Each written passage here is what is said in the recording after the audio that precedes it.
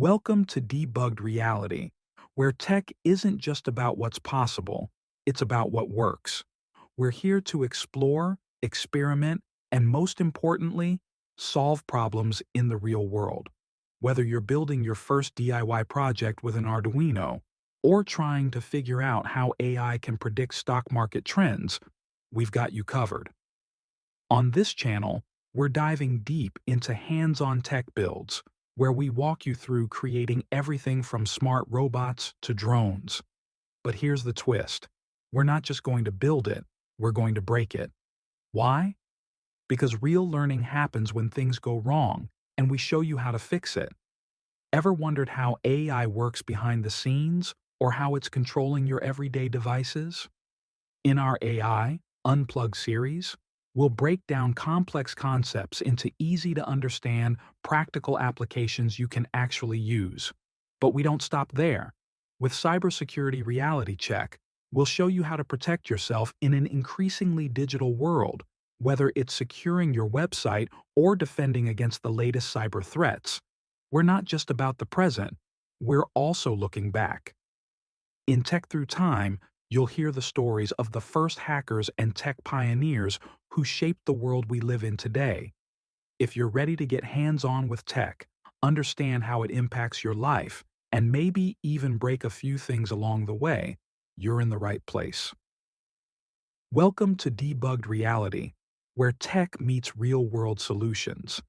Before the term hacker became synonymous with cybercrime and digital espionage, it had a very different meaning. Today, we're going to travel back in time to discover the roots of hacking and how it evolved from a group of curious minds into the complex digital battleground we know today.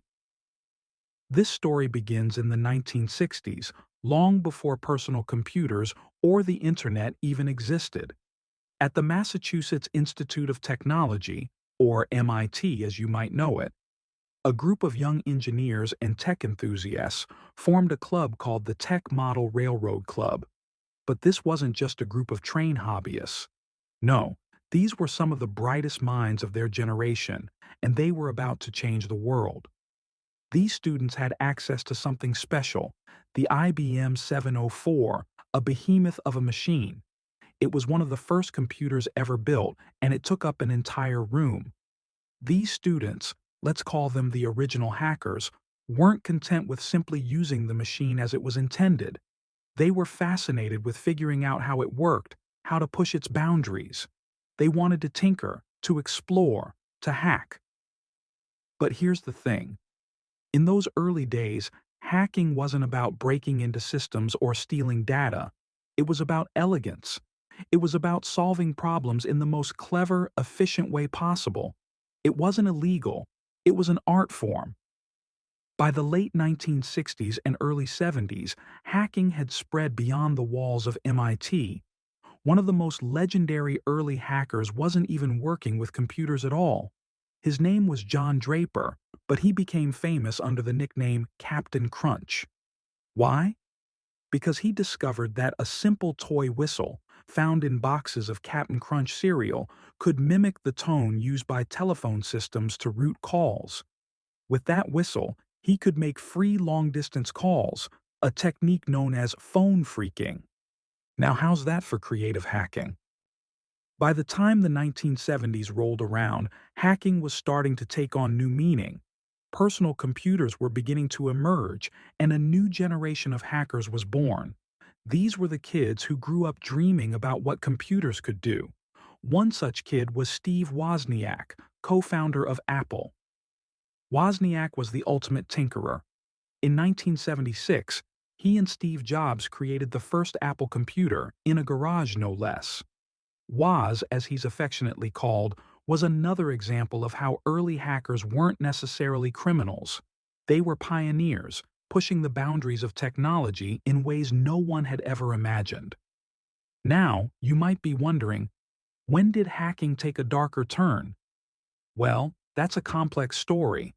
As computers became more powerful and the internet started to connect everything, the temptation to use hacking skills for more nefarious purposes grew.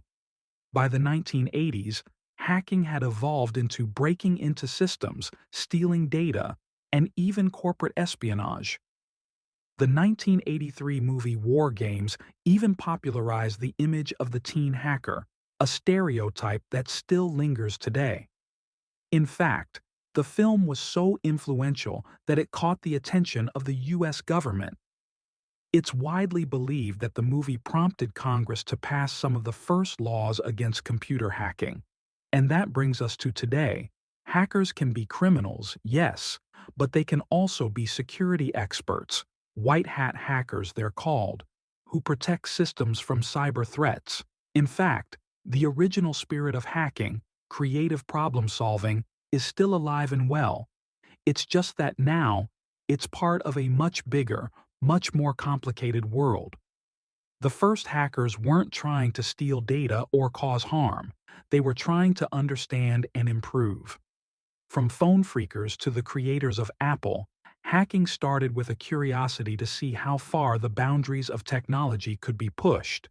Today, that spirit lives on in ethical hackers who use their skills to secure our increasingly digital world. So the next time you hear the word hacker, remember, it's not just about breaking things. It's about understanding, experimenting, and most importantly, fixing. That's how we debug reality. If you enjoyed this journey through hacking history, be sure to like, subscribe, and hit that notification bell for more stories and tech explorations. Until next time.